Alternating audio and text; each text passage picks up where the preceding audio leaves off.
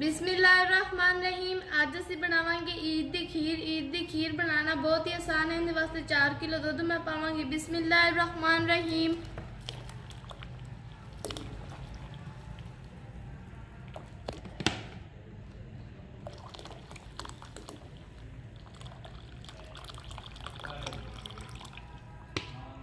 बिस्मिल्लाहिर्रहमानिर्रहीम। और असी पावांगी चीनी।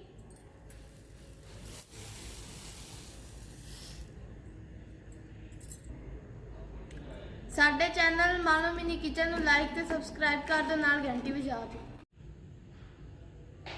बिस्मिल्लाहिर्रहमानिर्रहीम। अल्हम्दुलिल्लाह चीनी मेल्ट हो गई है। मैं पावांगी चावल।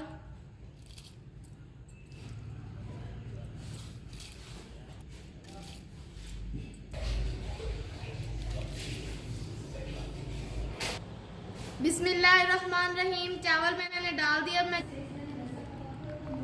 अल्हम्दुलिल्लाह खीर तैयार हो रही है।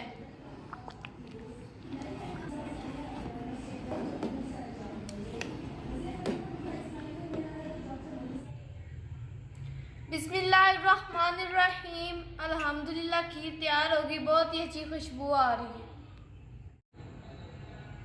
बिस्मिल्लाहिर्रहमानिर्रहीम। और मैं कॉलेज खीर पावांगी।